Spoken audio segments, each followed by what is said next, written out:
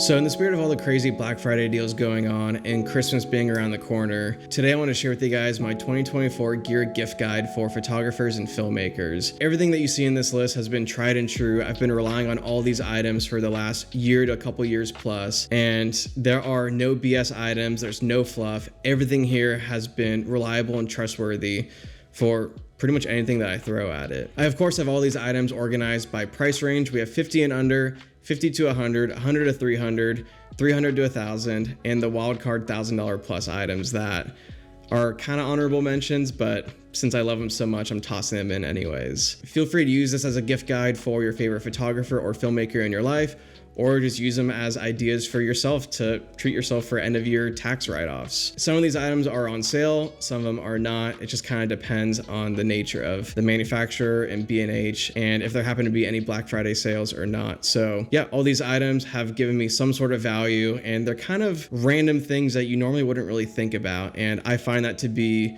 really useful as a person buying gear for myself. I want random things that make my life a lot easier on set. But then on the flip side, if you're trying to buy something for someone as a gift or a stocking stuffer or something, these of course are all random things that people normally wouldn't spend money on for themselves. So it's a nice little gesture. So yeah, with all that, let's get into this hefty list. So first off, we have these little red cable ties from Think Tank Photo. And these are kind of synonymous with bongo ties, but I just haven't gotten around to buying actual bongo ties. I kind of prefer those more from the times that I've used them because they're more pliable, and these are just like nylon little strings, but I have these everywhere in my kit. I use them to wrap up cables. I attach cables to different boxes and bags, and sometimes I attach cables on my camera rig if I'm in a pinch. These things are super valuable. I throw them in every single bag that I have. You can get them for around $15, and I think the normal bongo ties are probably cheaper than that. But yeah, these are a must-have. You can never have too many of them, and I'd be psyched to get these in a stocking stuffer. So bongo ties are where it's at. The second item are lens wipes, and here we have these Zeiss lens wipes and these Kimtech lens wipes. Both of these do different things and have their different strong suits. The Zeiss wipes are wet, and then you have to like wipe down your glass until it becomes dry, whereas these other wipes are more of like a tissue kind of material, so they're already dry. It just really comes down to personal preference. Both are really cheap. They're about $8 each, and I've stopped using microfiber cloths because they are reusable. I've never really cleaned mine, and they just attract a lot of dirt and dust, which can end up scratching your lenses. So I now have both of these in my kit. I've taken a bunch of the Zeiss wipes and I threw probably about 10 each into each bag or camera case that I have, just to have as a backup option. But when I go into larger sets, I'm bringing these other wipes because these seem to be loved and trusted by first ACs. So yeah, these are things that you normally wouldn't buy, but they're really nice to have in the kit. Next up, we have one of my favorite accessories that I've ever purchased, and it's these little wooden camera bubble levelers. I have a 3/8 version and a 1/4 20, and you can get both of these for about $10 each, and they do not leave my cameras. I primarily use the 3/8 on my bright tangerine top handles or my red top handle, and then I use a 1/4 20 on my Sony FX3 top handle. No matter what, if I'm bringing a camera out, these are coming with me. It's just really nice to have a visual cue to see if your camera's balanced, especially when you're doing tripod work or handheld work. Sometimes you don't really have access to seeing the internal levelers on your camera. So having something that goes on top of your camera rig, it's really nice. They stay out of the way. They've never really gotten loose, and they work really well. So I wish I got these years ago, but I'm glad I have them now. Next up, we have another one of my favorite new accessories, also from Wooden Camera, and these are the Wooden Camera Cine Mag Ties, and these things are magnetic.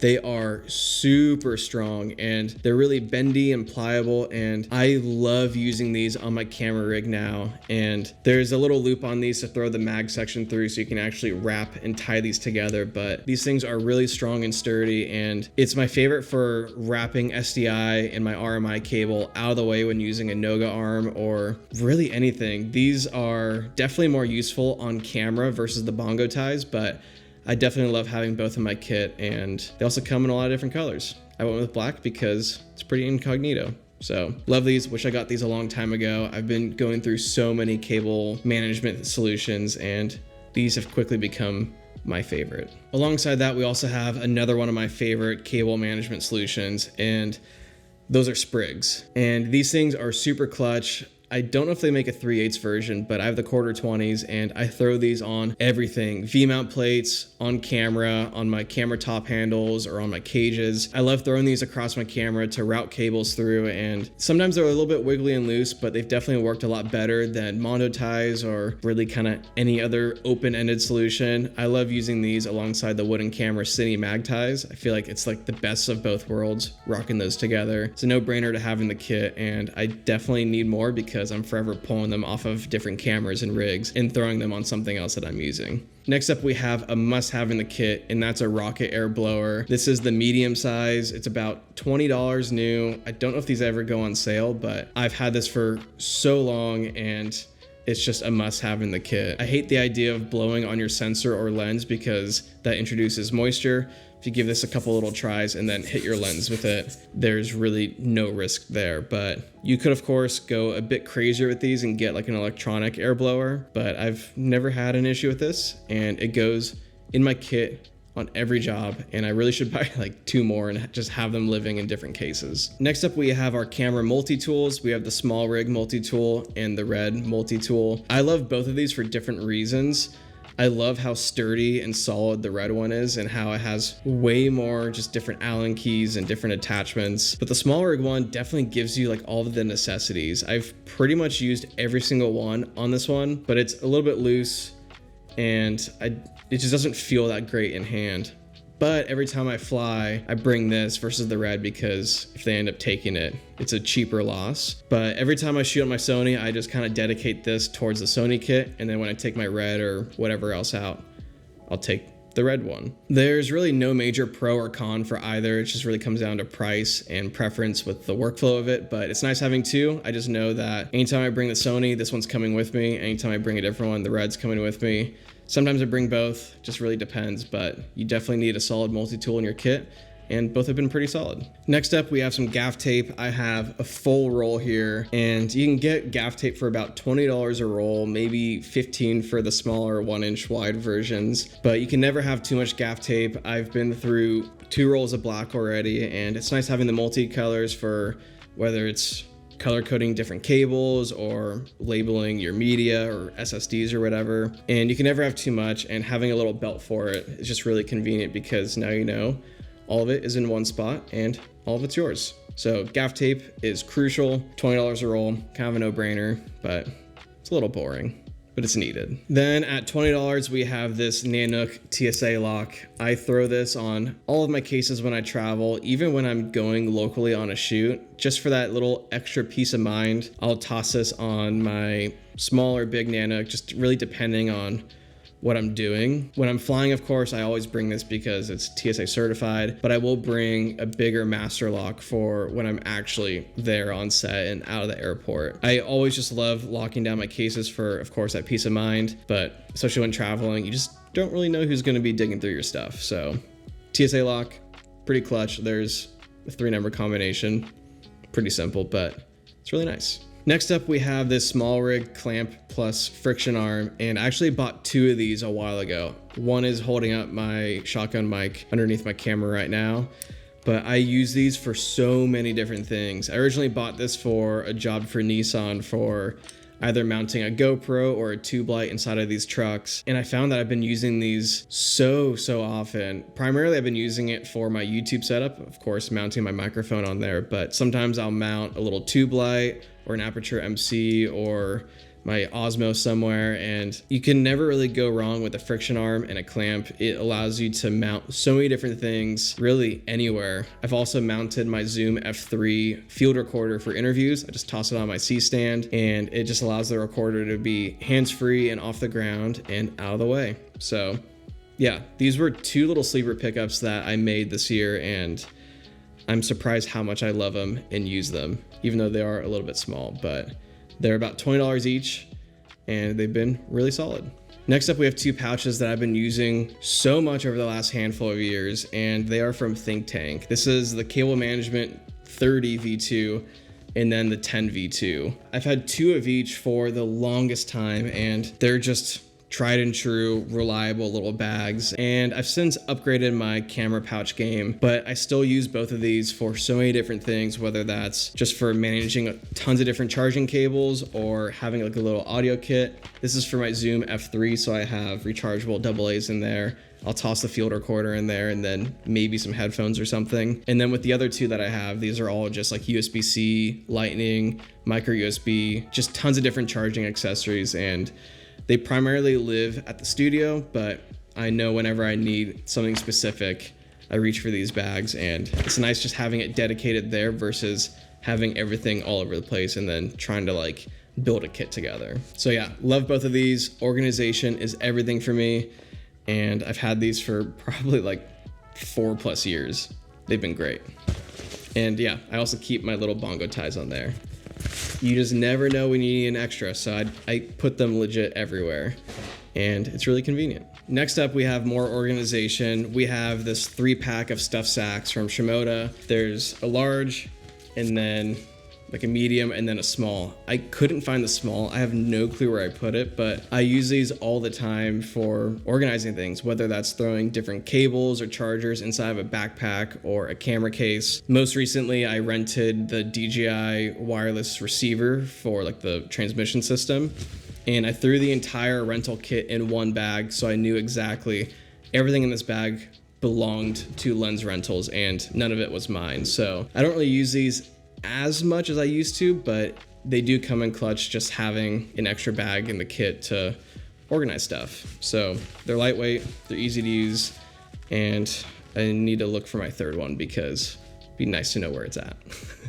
Next up, we have this long weekend gear small camera pouch, and this was another recent pickup, and I primarily keep my Ricoh GR3X in here. It's just really nice to have protection for when traveling or just really on the go. I don't really carry this on me, but I'll throw my camera in here, toss it in a backpack, a camera case, duffel, or just toss it in my car. The Ricoh's a little fragile of a camera, and it's just nice having that extra protective layer. It's cheap at $25, and it's pretty simple, but it gets the job done. And it's just nice having a home for my camera when on the go, and I don't have to worry about getting dust or having my lens get broken or screen cracked. It's just a good peace of mind. But yeah, love long weekend gear. Their stuff's really nice and simple and to the point. Next up, we have something a little bit boring, but super versatile and honestly really necessary. And that's this Anker power strip. And if you've been following me for a while, you know that I've been using this Belkin travel like power strip thing, but there were only 3 outlets on there and 2 USB ports. This has 8 outlets, and it's pretty low profile, and it honestly takes up about the same space as my other one. But I picked this one up recently because I wanted even more outlets all in one spot, because I don't like going to a hotel and having V-mounts charging over there and a different camera's charging here and my laptop and all that. I want everything all in one spot because I hate losing and leaving gear behind, and plugging everything all into one just allows me to be organized and know everything's all in one spot and I can pack it up and not leave anything behind. But this honestly takes up the same amount of space as my old one, but there's 8 outlets versus 3, and then 2 USB ports plus a USB-C PD. So it's super versatile. It was only $30 new. I think it's on sale for about $20 currently. So, but yeah, this thing's been really solid. I have about 3 now, 2 for our house and then 1 in my filmmaking kit, and can never go wrong with a solid power strip. Next up, more organization. I'm a huge organization fanatic. And what we have here is the Nomadic Peter McKinnon battery case. And I've only had this for a little over a year now, and it's fraying a lot, which I'm not really the biggest fan of, but it's magnetic. It holds 3 batteries on the inside. And what's cool is that they give you these little stickers that are red to show that your battery is dead. So I love organizing my batteries and knowing what's charged and what's not charged. I wish there was like an attachment to have a couple more, but maybe I'll just buy another little pouch. And I only have 5 Sony batteries, so 1 goes in camera, 3 go in here, and then 1's just kind of the wild card just floating around. So I should definitely buy at least 1 more, especially if I pick up more batteries. But again, I just love having everything go in a specific place, whether that's a battery pouch like this, or if I grabbed that Think Tank 10 V2 and threw all my batteries in there. Doesn't matter.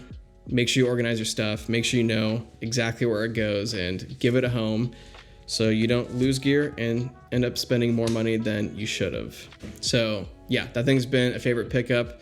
I do wish the build quality was a little bit better though. And speaking of better build quality, I have these pouches that are complete overkill for a lot of use cases out there, but they are so well designed and so lovely to work with, and I'm a huge fan of them, and I still need to make a full YouTube video about them. And those are the card bags. I have 3 different sizes here, and these things have just been extremely wonderful to work with, and they've been key in organizing my camera kits. I just love having these pouches that have their dedicated home. So I have a Sony cable pouch, a Sony rigging pouch, my Red Komodo X cables and essentials. I have an audio package. I have a Komodo rigging pouch. And then I have my main pouch, which I always keep my media and card readers and Sharpie, all of the main essentials in this one pouch. Card bags has a bunch of different sizes. They have small, which is this one, medium, which is here, and then large, which is this pretty big one, and then extra large. I only have small, medium, and large because I figured extra large would be way too big for me. But right now they're on sale for like a few dollars each. So you can get the small for $33 new, $30 on sale, medium $35 new, $33 sale, large $40 new, $38 sale. And then the extra large I think is only $43. I don't think that one went on sale. But these bags have been really wonderful. I definitely prefer them more than the Think Tank because they are really customizable. You can see that they have everything on the front for your patches and labels. There's little clips and the mole off the back.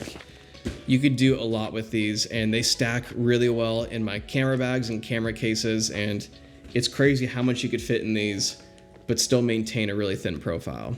So those have been wonderful, but alongside that are these different patches, and you can see some are missing, but it's nice just to have dedicated patches, and you can color code them so then you know, okay, these colored bags only go for this camera package, or however you want to organize it. The sky is the limit when it comes to organization with these things, and they've just been working really well, and I'm psyched on them.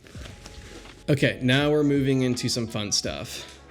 Right here we have 3 different unique cables, and you can notice that they are all super thin. And these are the Cable Techniques thin, low profile XLRs. And I have 2 full-size XLRs, one white and one black. You can get them in different colors, but I have 2 because of redundancy. So on my FX3 and Komodo, I have full-size XLR.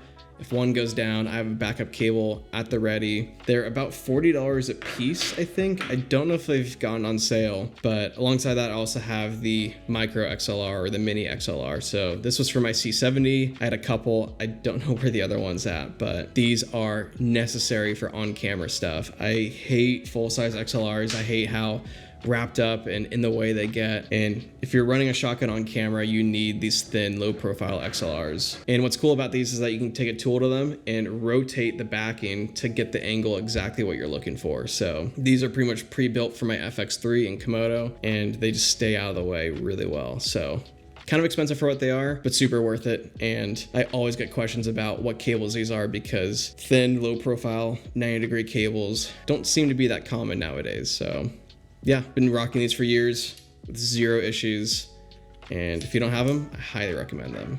Next up, we have another Nomadic Peter McKinnon collab, and that is the filter pouch. And I've been through many different filter pouches, mostly the rugged ones, but I really wanted a dedicated, thin, low profile filter pouch for my Komodo filters. And we'll get to the filters later on because they are on this list, but I just love how just minimal this is. You can fit 2, 3, 4, 5, 6. You can fit 6 filters in here with different pouches on the back. So sometimes I throw lens cloths in here, or I'll throw my lens caps in there. It's pretty sturdy for what it is, but it can get a little thick. It fits perfectly inside of really anything, whether that's a fanny pack, backpack, camera case. Yeah, it's been a favorite.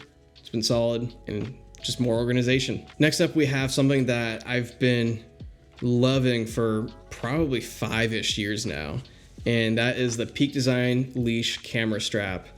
And before that, I had the Peak Design slide, which was like the big thick one. I still have that. I use it here and there, but I hate how thick and bulky that thing was. And this thing is perfect for my Komodo, my FX3, for wireless monitors, for legit everything. And it's just been a really solid, reliable camera strap for vacations and hiking and legit everything in between. I do pair it with these little Peak Design anchors So they have these little quarter 20 things that can mount to a camera cage or really anywhere on your camera, just to give you another point of contact if you want to go crossbody with it. And I recommend buying a bunch of these Peak Design anchor straps, but recently I picked up these black ones, which look super clean and sleek. And I know the red is pretty OG, but I've been loving the black lately. It's just kind of fun to be able to mix and match them and throw whatever color on my camera, just really depending on the mood that I have. Yeah, Peak Design struck gold with this camera strap system. I'll never use anything else, and this thing looks basically brand new for many, many years of use. So yeah, it's my go-to for any kind of trip with my FX3, and it's just been really, really nice. All right, so that's the end of $50 and under. Let's move on to $50 to $100. First things first, we have this Polar Pro Slate camera case, and these things are kind of expensive. You can get them for about $50, and you can get them in a number of different configurations. I opted for the 4 SD card and 4 CF Express Type B case. You can go 4 SD on the front and 4 SD on the back, or you can go 4 SD and 6 CF Express Type A. But because I use my FX3 and the Komodo X, both of which need different cards, I have SD for the FX3, CF Express Type B for the Komodo. It's nice having everything all in one, and this thing is super sturdy. I haven't really tested the durability or the waterproofness of it, but apparently it's really solid. And I used to rock the Pelican case, but my cards would always fall out of it. So I wanted to change up, and this thing's been pretty solid. But yeah, been loving this. It's kind of boring. It looks like a flask. But for $50, it's one of those things where it's like, it's kind of too much for spending on myself. So it's definitely a good gift. Next up, we have another Peak Design thing. This is the Capture Clip V3, and I don't use this as much as I used to. I primarily only use this when I'm out hiking or kind of like on like a certain type of trip. If I'm running my FX3 super minimal and stripped down while hiking, I'm throwing this on my camera bag or backpack, and it's just a nice home for the camera, so it's just not swinging and banging around. This thing has been in my camera kit for the last probably 5-ish years, and this thing has held up really, really well. Especially when you pair it with a tripod that uses the same archetype plate. It's just a match made in heaven. But yeah, if you're running any kind of minimal setup, it's nice to be able to give your camera a home, and the Capture Clip is just the best thing to have when you're running a small minimal setup. Next up, we have my favorite fanny pack over the last handful of years, and that's the Long Weekend Gear Santa Fe shoulder bag, 3-liter. And I've been through so many different fanny packs over the years, and this thing has just been so solid. It's well designed. I just love these different pouches off the front. I could throw a V-mount in here, or my Ricoh, or a camera tool, or really anything. And then same thing with the other pouch. Sometimes I'll throw my Ricoh in here, or camera tool, and then a V-mount in the other, or I'll throw a small filter pouch, or I'll keep a lens cap. It just really depends, but this thing has been so versatile and pliable for my workflow, more so than really any other fanny pack that I've had over the years. Super roomy on the inside. There's a little zipper pouch on the inside as well for keeping things separate and organized, and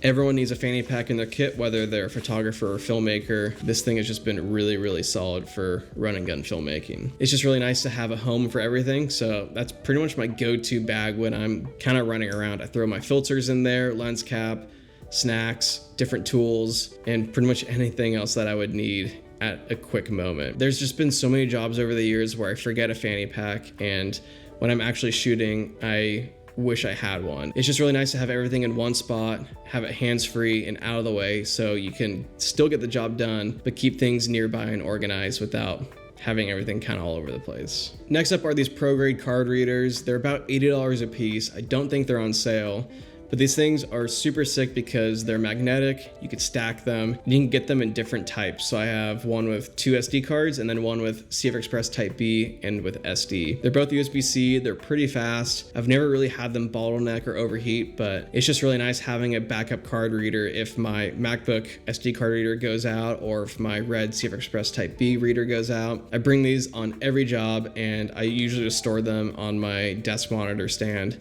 You just keep them out of the way. But yeah, these things are super boring, but definitely really useful and a must-have in any kind of camera kit. All right, now we're starting to get into some larger items. This next one is something that I use almost every single day, even outside of filmmaking and content creation.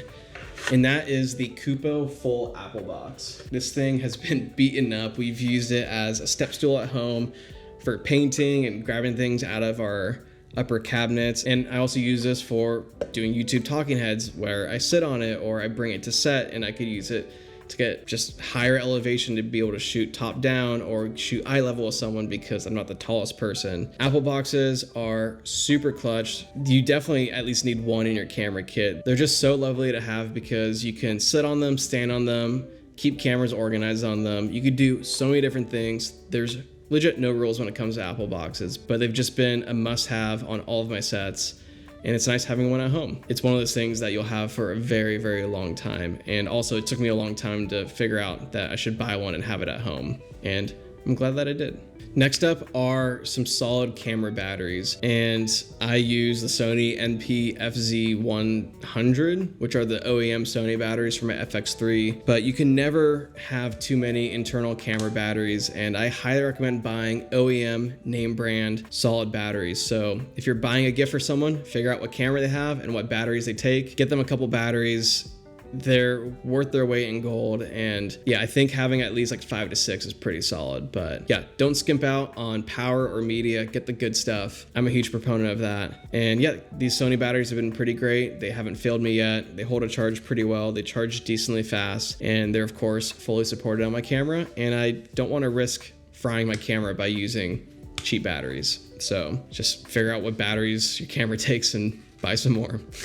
Next, we have this nifty little light, the Aperture MC, and I have 2 of these, and I've used them for so many different things over the years. Sometimes I'll use them for weddings as an on-camera key light if I'm doing some dancing or low light stuff where I just need a little bit extra. They've been great for that. Sometimes I'll throw them in my camping or travel kit, and because they're magnetic, they could stick to really anything on top of my car. They're just really clutch, full RGB lights that really allow you to do a lot. Sometimes I've used them to mimic fire, or we've synced them to do some cool like colored lighting effects for different videos. I don't use them as much as I should, but they're great to have in the kit. They take up no space, and they're also like $100. So yeah, throw 1 or 2 in your camera kit. You'll find a use for it, and then end up being thankful that you had one in your kit because they're so small. There's no reason not to bring one around. Next up, we have another lighting item, and that is the Amaran PT1C lighting tube. I think it's the PT1C. Yeah, the PT1C.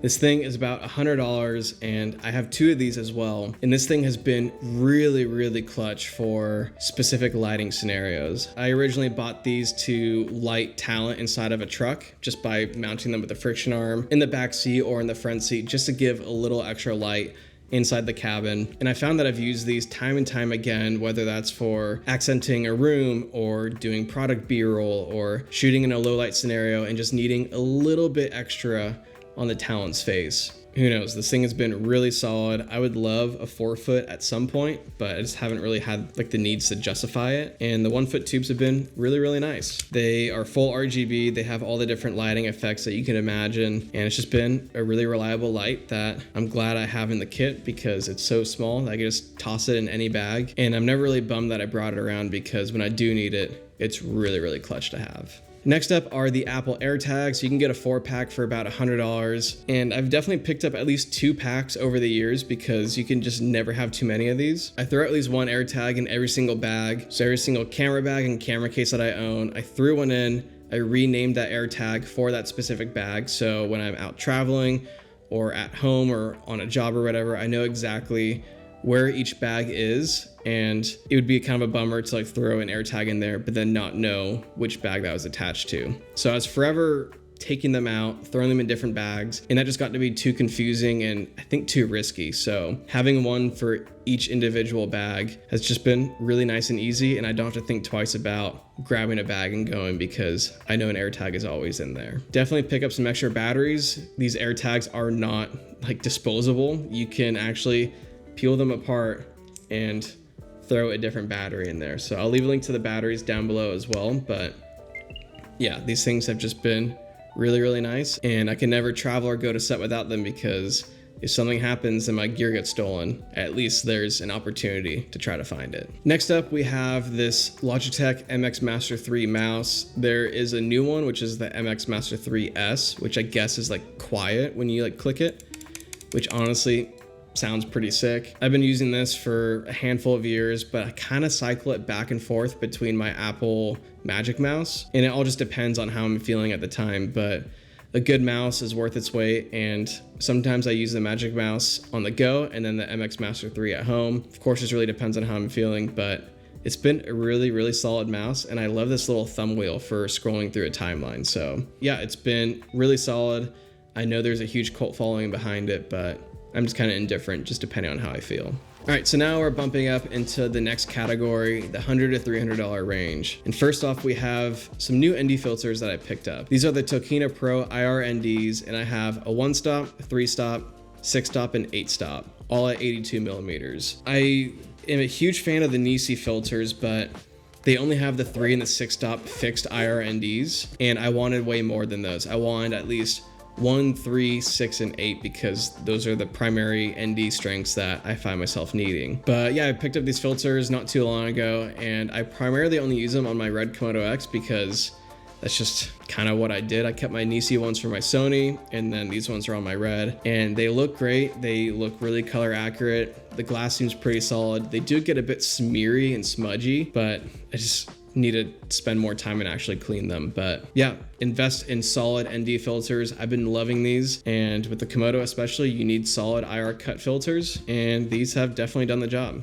Next up, we have another item that is really essential but really boring, and that is the Calibrite Color Checker Passport Video, and I think they're on number 2 now. The number 2 is about $140 new, but $100 on sale right now, so it's a good time to jump into that. But these things are really nice because they are foldable, so they're outside the elements. So once you start getting oil and dirt on these things, they become a little color inaccurate. But yeah, this thing is super clutch because there are different opportunities for calibrating your footage when you're in post. So you have a white balance checker. You could throw this into your software, line it up, and get it dead on color accurate. I think these are like white balance bars or like finding your zebras. There's a middle gray color checker there, and then like a sharpness tool there. I haven't really used this that much over the years because I was primarily editing for myself, but I really should start taking this out more and just getting a test shot at every location so my editor and colorist has a better time in color grading my footage. But I try to get everything as close to perfect in camera as possible, so it hasn't really been that big of an issue. But for the size and weight and space that it takes up, it's definitely a no-brainer to have in the kit. And I normally keep it in my Nanook camera case, but I should definitely throw it in my main pouch and just make the effort to get those color test shots. So yeah, they're on sale right now. It's a good chance to pick one up, and some editors and colorists will thank you heavily. Next up, we have this Hyperlight camera pod. I have it in the large and white format, but this thing is my favorite for hiking if I don't want to use my camera capture clip from Peak Designs. You could strap this across the sternum strap and like the arm straps on your backpack, and then you have a solid spot for your camera. This has primarily been my go-to for traveling and tossing a stripped down FX3 in a backpack and trying to make it somewhat water resistant or waterproof. I haven't really fully hiked with this yet, and it's hard because with video you have like your microphone and like your camera rig and stuff. But if you're running a stripped down setup and you can take your mic off, it works out great for that. If you're a photographer, this probably works out even better for you. But when I went to Yosemite, I threw my FX3 in here, took the microphone off, and just had everything somewhat contained. So when we were hiking the mist trail where it's super wet and misty and everything was getting soaked, I had a safe place for my FX3 inside of my camera bag, or I guess it was inside of my hiking bag. Everything was just out of the way and protected, and when it was time to pull my camera out, I reached for the pod, pulled the camera out, and I started shooting again. But yeah, it's one of those things where I wish I could use more, but it's definitely something that was really nice to have for that peace of mind. And if I only use it as like an internal camera pod for a hiking bag, then so be it. If I was a photographer, it would be living on my chest the entire time, and I'd pop the camera in and out of there. Next up, we have a really clutch light that I picked up not too long ago, and that's the Amaranth 60XS. And it comes in this really crappy little foam case that definitely gets beat up a little bit. and it's also really hard to get the main power cable back in, and I think it's in a milk crate somewhere. But this light is super cool because it is extremely compact, and you can get this light for about 200 new and 160 on sale. What's cool is that you could throw a little tripod mount on here or like a little pistol grip kind of thing, and you could power it through BP batteries. I wish you could power it through V-mount, which I haven't really figured that out yet. Maybe you could just throw a V-mount on the side and then go DC in. But this light has been really solid for travel shoots where I need a little bit of extra level inside of a restaurant or something. I've also used it on the go when filming outside at night. We filmed some cycling stuff and we just threw the little reflector on there and shined it straight at the talent, and I thought it looked pretty good. I've used this for different hair lights and sometimes a key light. It's not that strong for a key light for my needs, but yeah, it's been a really solid light to have in the kit, and when I need it, of course, it's really nice to have it, but I've primarily been using stronger lights over the years, so I haven't really used it as much, but for travel stuff, it's really tough to beat when you don't have the means to bring bigger stuff. Next up, we have my favorite variable ND filter, and that's the Nisi True Color VND 1 to 5 stops. And I don't have it in my hands because it's on my FX3 currently right now. I am not a big VND guy, but when it comes to YouTube stuff, I don't mind. And it's been working out great for my YouTube videos, and I have no complaints there. I never use it on my Komodo or my Sony for client work, so I can't really tell you how it performs there, but I love how convenient it is for YouTube stuff, and I think it looks pretty great. Next up, we have a recent pickup, and I am beyond psyched on it, and that is the Noga arm in medium size with the CineLox kit. And this kit came with 2 quick releases for the CineLox, and you can see that I only have 1 on here. So I have one that I kind of float around on my Komodo, and then I have one that I float around on my FX3. This kit is a little expensive at $230, but I've tried so many Magic arms over the years from Small Rig and Condor Blue, and this thing is super solid and sturdy, and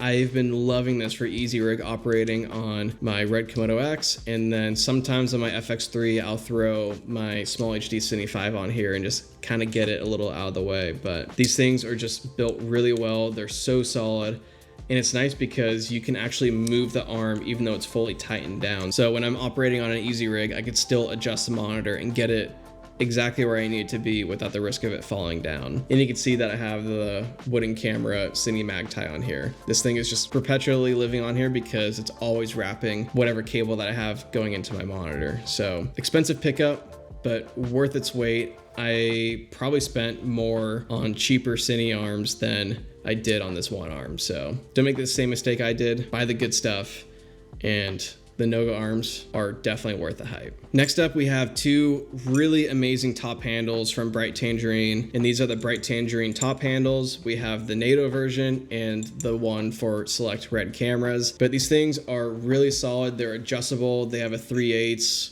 thread on the sides with locating pins. They have a cold shoe, QD mounts, and these have just been my go-to for a lot of my camera rigs.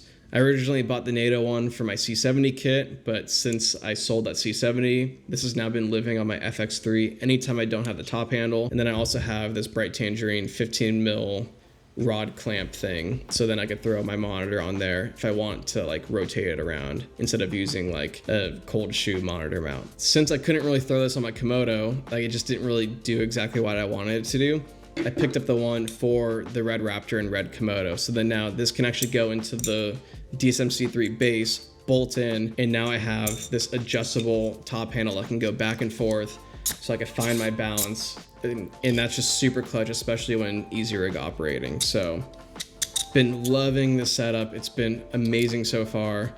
And if you don't have a solid top handle, I highly recommend these Bright Tangerine top handles. It's one of those things where it's expensive, but it's worth its weight, and you forget about the price tag after you purchase that item. But yeah, been loving the NATO handle, and I'm stoked to use this thing a lot more on some future jobs. Next up, we have another recent pickup that I made probably like 5-ish months ago, and that is a doctor style bag. This right here is the Tenba CineLux 24 shoulder bag, and this thing has just been so lovely for a lot of my jobs. Anytime I'm going to set locally and I know we're not hiking around or moving in and out of a car, I'm taking this because I could throw my camera package in here alongside all my different pouches and V-mount batteries and accessories, and it's all just in one spot. So sometimes it serves as a primary like transportation device for my camera, even though I'm not going to be bringing it to set. It's just a safe place to put your camera in the car versus buckling it in the front seat or the back seat and risk it falling out if you have to stop suddenly or turn suddenly. But this thing has been really nice to have for those specific jobs where I'm just kind of at a house all day and we're moving around from spot to spot, and it's just nice to have like this large bin essentially to work out of. It definitely gets maxed out with longer and bigger lenses, and you can definitely customize your system for that, but it's just been working really well for a lot of these like at-home commercial jobs. And if I know I'm gonna be hiking around, I'm bringing a different backpack, but this thing has just been really, really lovely, and I wish I got one a long time ago. So yeah, if you don't have a doctor bag yet, I highly recommend looking into them. The Cinelux 24 is really tall and really long, and it definitely gets the job done. Next up are some solid over-ear headphones. These are the Beyerdynamic DT770 Pro 80 ohm headsets. And this thing has just been really, really neutral and solid for video editing. I don't really use these as much lately because I haven't really been video editing as much, but for when you're doing mastering or trying to do some sound designs and mix everything together, these have been really good. I'm not an audiophile, but these are definitely better than the Sony MDRs that I had. They're better than AirPod Maxes, I'm sure, but these things are really comfy and they're pretty affordable at around $200. And I've had these for a handful of years now. They've been great. No complaints there. Next up, we have some really, really solid SSDs. These are the Samsung T7 4TB shielded drives, and you can get these for about $500 new or $285 on sale, or you can get the normal T7s for $430 new or $240 on sale, or you can get the even faster T9s for about $550 new or $330 on sale. I went with these T7s because they've been tried and true and reliable, and I don't think my MacBook can utilize those faster speeds of the T9. So maybe when like the M5 Max MacBooks come out or the M6s, I'll probably pick up the T9s, but I heard it's wasted on my computer. Maybe that was on my M1, maybe my M3 Max can use them. And if that's the case, double the speeds out of the T9 would be super sick. But yeah, I have 3 of these. I have 2 working drives and then 1 for YouTube. You can't go wrong with solid SSDs. Just please, please, please do not get the SanDisk 4TB SSDs. Those things have been known to fail. Just get some solid Samsung T7s, and having that peace of mind is worth every penny. So moving on, we have my favorite daily city camera backpack, and that is the Nomadic McKinnon Everyday Bag 25 liters. They make a larger 35, but I went for the smaller 25. This is my go-to bag for any kind of personal trip where I'm not bringing that much gear. So every time I went to Montana or Hawaii or up to Mammoth, really anywhere that I'm going, I'm bringing this because it could fit in on a plane as a personal item. It has a cool loft to fit your camera or pouches up top. You can customize the internal components down below. You can fit your laptop in there. There's magnetic little water pouches for your tripod or water bottles. I still need to make a YouTube video about this backpack, but it's just been my favorite everyday backpack, and it's definitely more of a city bag. So if I'm going to be hiking or going out and doing stuff like that, I'm going to bring my Shimoda bag, even though it's twice the size. It's just way comfier to carry around. It's more breathable. But if I'm flying for a shoot, or if I'm going on a trip where, again, I'm not bringing that much and I'm not really carrying this bag everywhere, this is coming with me. It's just been really solid, and I could fit a lot of stuff in here, which is really nice. You can get this bag for about $300 new or $240 on sale, and I went for the padded dividers on the inside with like the cube. I didn't want to have everything built in and then have to tear it apart. I want to be able to take the cube in and out and not really have to fuss with it from there. But this bag has been great. It's super dirty. It's been working well, so no complaints.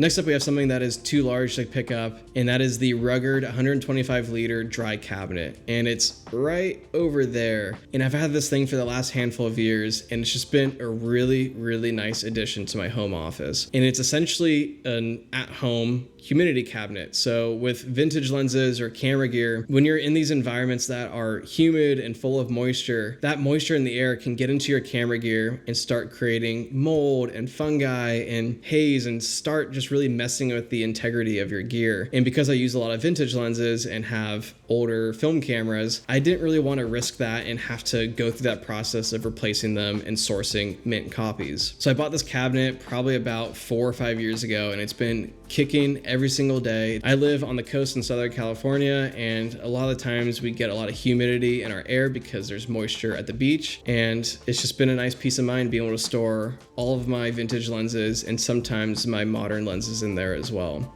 So if you live in a climate that's pretty humid, pick up one of these humidity cabinets, save yourself that headache later on, and give yourself that peace of mind knowing that your gear is taken well care of, especially in those elements. Next up, we have a non-camera item, but a favorite pickup over the last handful of years, and that is the Sonos One SL, or their updated name, the Era 100. And this is one thing that I wish I had ages ago, because I would run Spotify on my laptop, try to listen to music over like a Bluetooth speaker, but then try to listen to the video that I was editing, and everything just kept getting meshed in together, and it was just so frustrating. And then I figured out that Sonos can do music over Wi-Fi, so now I can have Spotify on my laptop, send music over Wi-Fi to the Sonos, have it run all day uninterrupted, and control the audio and like how loud it is and stuff. And I can still edit on my laptop and listen to what I'm editing on there without having anything get interfered. So this has been so nice for my at-home office, and creating those vibes all day just makes the editing process a lot more enjoyable. Next up, we have the Sony B10 mic. You can get this thing for about $250. And this thing, even though it's probably not as amazing as other microphones on the market, the convenience and usability of having a cableless microphone on your Sony camera is just absolutely incredible. I don't really vlog, so it's not really like a vlogging mic for me, but it's definitely something that I've been using for quick social media jobs or travel things where I just want a little bit of extra ambient noises to play with in post versus just having that on-camera scratch audio. I think there's the B1M, which is technically better, but also more expensive, but so far this B10 mic has been really solid, and it's just been really nice not having to fuss around with cables or having to charge a microphone, because everything is going through the pins on camera, even power and audio. It's pretty crazy. Next up, we have something pretty boring but super essential, and it's the Datacolor Spider X monitor calibration thing. But this thing is super clutch to throw on top of your monitor to make sure that it's color accurate, because every monitor out there will eventually become color inaccurate. And even the studio displays, calibrated displays, everything will have to get recalibrated over the years. And when you're doing color intensive work, you need to be on top of these things, and having this for an at-home solution has been really solid. I haven't had to do it on my studio display just yet, but on my old LG monitor, I was doing it probably once a month. So another one of those pickups where it's annoying to buy, but once you have it, it's nice to have it and not have to worry about it. Next up, we have one of my favorite camera cases on the market, the Nanook 918. You can get this thing for about $250 new or $174 on sale, and this camera case has just taken on so many different forms over the years. I originally bought it to house my vintage contact size lenses, but I was still kind of figuring out how I wanted to carry things around. Eventually, I ditched this case and threw my lenses in a camera bag or in my larger Nanook, and this essentially became my V-mount case. And this thing is so heavy because I have like 10 V-mounts in here and a quad charger, but it's just nice being able to have a small modular case that I can throw anything in there. Sometimes I've thrown V-mounts with lenses, or I've thrown a Sony kit in there with lenses and rigging stuff. It's just nice having those padded dividers because it's so modular and you could throw anything in there, and it just makes this camera case super redundant and pliable because it's not dedicated for one specific thing. So it's definitely paid itself off over the years, and it's been one of my favorite additions to my kit. You definitely can't go wrong with solid camera cases. And speaking of camera cases, we also have the older brother to that 918. This is the Nanook 935 with padded dividers. And originally I had the padded dividers with the top lid, but I traded it out for just the foam up top and the padded dividers underneath because the top lid just kept getting in the way and it would fall down with my laptop being in there. This case is so affordable for what it is. You can get it for about $286 new, and you could probably find it for about $220 on sale if you find it on like the B&H deal zones. But this thing is super solid. The latches and wheels and handles are all smooth. I just wish we had a solid Trek pack option because there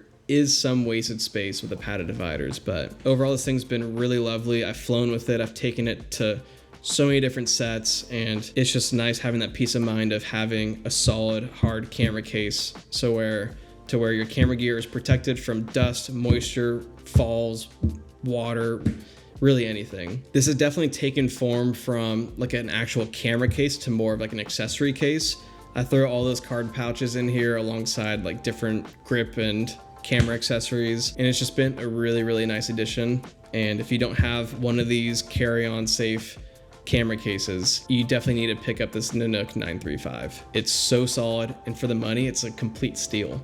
All right, now it's time for the last item in this price range, and that is DaVinci Resolve Studio. And it's normally about $300 if you buy the Studio Key by itself, but I think it's on sale right now for about $236. Resolve has just been the best software for me. I've switched from Premiere, I've tried out Final Cut. Resolve is so powerful with coloring. It's a great NLE now. There's so many different tools in there to really get the job done. I've found that I'm way faster in Resolve than in Premiere, and my footage looks better in Resolve because of all those great color tools. So it's a great time to start moving into DaVinci Resolve. They're constantly offering updates. You buy one key, you have lifetime updates. It's a one-time fee versus the subscription models from Adobe. Resolve has just been a wonderful tool, and it's definitely become an industry standard, at least in my neck of the woods. And Premiere's still there, but if you're doing stuff for yourself in any capacity, save yourself the money, jump into Resolve. It's definitely worthwhile learning it out, and color grading it is just an absolute blast. But yeah, either buy a Blackmagic camera and get the Studio for free, or jump in on the sales right now and get one of the best editing softwares out there. All right, now we're in the $300 to $1,000 range. And the first thing there is the Cine Saddle.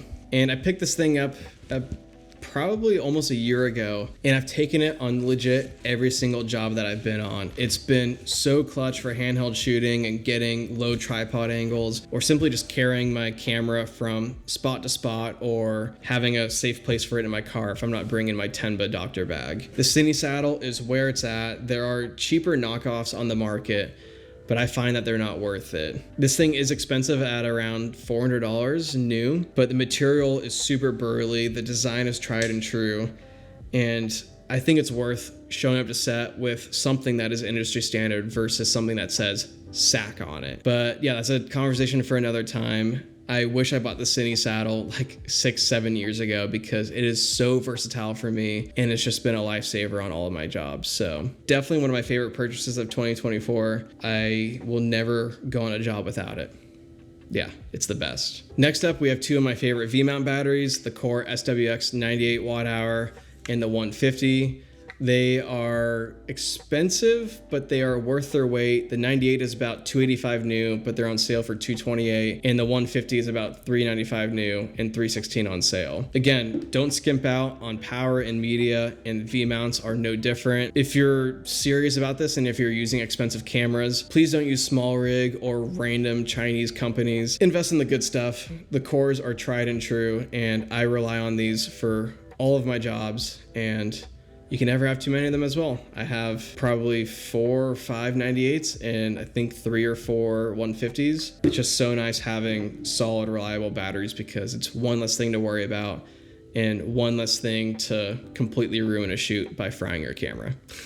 Next up, we have some really solid SD cards. These are the ProGrade V90 256 gigabyte in a 2-pack. They're expensive at around $415 per 2-pack, but again, I want reliable, fast media that isn't going to freeze or completely corrupt and then now my job is gone. It's worth every single penny to have that peace of mind and also to have the speed to be able to shoot in whatever codec or frame rate that you need. Of course, I can go for CF Express Type A, but I haven't really found the need to do that yet. These ProGrades have been so solid on my C70 and FX3, and then pretty much any other camera that I shoot on that has SD cards. I have about 6 of these, so they are pretty expensive, but I've had zero issues over the last 4-ish years of working with them, and I don't really foresee them kind of ever messing up. So invest in the good stuff. If you're doing video, get V90s. Even if you're doing photo, shooting raw photo at high burst needs really fast reading and writing speed. So V90 is where it's at. Next up, we have something that I wish I picked up a long time ago as well, and those are the AirPod Maxes. And I am cool with flying, I just don't really enjoy it. And having noise canceling headphones has made flying a much better experience. And I know I bought these before the new ones came out, but I heard rumors that the new ones were only going to upgrade the Lightning port to USB-C. It's not a big deal for me because I still have an iPhone that has my Lightning port, but these things have been so solid for at-home scripting and editing or on-the-go traveling. Having noise canceling headphones to really lock yourself in has just been a really good hack for a creative with ADHD. I also picked up the cable from Lightning to 3.5 so I can actually edit with these and not have any latency issues. If you edit off of Bluetooth with these, you'll notice some latency issues and some delay, and it's really annoying for doing talking heads and interviews and stuff. So if you're gonna be doing all that, get that cable. It's about $40. It's a little expensive, but it makes editing that kind of stuff a lot easier. But yeah, these have been my go-to headphones because I'm not really doing audio intensive work. So those biodynamic ones have definitely been sitting on the curb, and I've been using these all the time, and I definitely need to get into the habit of using them more. Been loving these, and especially for travel, they're the best. Next up, we have the Osmo Pocket 3 Creator Combo, and this thing has also just been a game changer this year. It hasn't replaced any of my cameras for client work, but it's been my go-to camera for Patreon and YouTube member videos, as well as BTS. A lot of times when I shoot BTS on my phone, it gets lost in the shuffle and I end up forgetting about it. But when I record everything to here, I know that I have backed up BTS and B-roll for future YouTube videos all on here because that's primarily what I use it for. This has just been really solid. There's really not much else to say about it. Get one if you need it, but it's not going to replace your FX3 anytime soon. The footage is definitely iPhone-like, so it's not really up to par with my standards. I definitely want a ZV-1 at some point for like proper videos, but for Patreon and YouTube member videos and just getting BTS in context, like it works out really well. I use my iPhone all the time in YouTube videos for BTS in context, so it definitely fits perfectly in that sense, but the footage definitely isn't that great. But super solid overall. Been loving it. Next up, we have a really solid quad charger for my V-mount batteries, and this is the Core SWX Fleet Q4, and you can get this thing for about $800. I've never really seen it go on sale, but again, it's one of those things that makes life on set so much nicer and easier because you could charge 4 batteries at once, all simultaneously, and it actually charges pretty quickly. And when you have this many V-mount batteries, it's really nice to have a quad charger versus a travel dual charger because this thing just kicks out so much more power to charge your batteries faster versus a travel dual charger, which is primarily meant for being compact and efficient, and you can go through like 4 batteries by the time the other one's done with 2, or like I guess 1. This thing is lightning fast, it's worth its weight. If you're doing anything serious, you need one of these. Next up, we have the Amaran 200XS, and I don't have it in my hands because it's lighting me currently right now. And it's been by far the most color accurate, convenient light that I've ever used. My space is small, but like kind of big, and I could get by with a 600D, but that's way too much output and way too big for setting up, and sometimes I want to boom it out on a C-stand, and the head of the 600D is definitely pretty heavy and bulky. So this 200X has been really nice for stuffing into different corners and getting a light far enough away so I can actually have room for my softbox, and it's just been a really lovely setup. I've tried the 300D bouncing through diffusion and stuff, but the good old softbox with the 200X has been perfect. There's enough output, the color looks wonderful, as you could probably tell, and it's just been a really solid light. So if you're doing any kind of at-home studio work or YouTube or social, and if you don't have the funds for a really expensive solid light, you can get a really cheap solid light from Amaran. Now it's time for some wildcard honorable mentions. We have the Ricoh GR3X. It's about $1,000, but it's by far my favorite point and shoot, travel, personal camera. I've tried the X100V, but I've moved into this and it's just been a really lovely camera to work with. Next, we have the Apple Studio display. It's to my right here. It's a 27-inch 5K display. You can get the standard glass tilt adjustable stand for about $1,500. I got mine refurbished on Apple's site for about $1,200. It's just the normal tilting stand. It doesn't tilt and raise and all that. It's been a lovely monitor. It's color accurate. It's really sharp, and I love how it's integrated into the Apple ecosystem because I have Thunderbolts off the back. It works perfectly with my MacBook, and it's just been a nice upgrade from the LG Studio display. Next up, we have the Sony FX3, which I'm filming on right now, paired with the G Master 2470 Mark II, which has been an incredible compact solid lens. The FX3 is about $3,800 new, and then the G Master lens is about $2,300 new. Again, super expensive, but for what you're getting an insane value out of it. Alongside that, we have the Red Komodo X, which is just right over there. The body used to be about $10,000, but then now it's $7,000 because Red marked it down. Another insane value for the price. It's been by far the best cinema camera for my personal style, and I have lots and lots of YouTube videos to make about it because it's just so wonderful. Alongside that, we have the Sockler Active 8 with Flowtech 75 legs. It's stuffed away and it's too large to hold right here, but you have to take my word on it. It's been by far the best tripod I've ever used, especially for smaller to mid-sized cameras. If I'm using anything bigger, I'll definitely want like an O'Connor 1040 or the Active 10 at least. This tripod is lightning fast to set up. It's so versatile, and it actually makes shooting on a tripod way more enjoyable. And then the last thing on the list is a solid MacBook Pro. For me personally, I have the 2023 14-inch M3 Max MacBook Pro with 2TB SSD, 36 gigs of RAM, and the bin chip. And having a solid MacBook Pro is everything as a creative.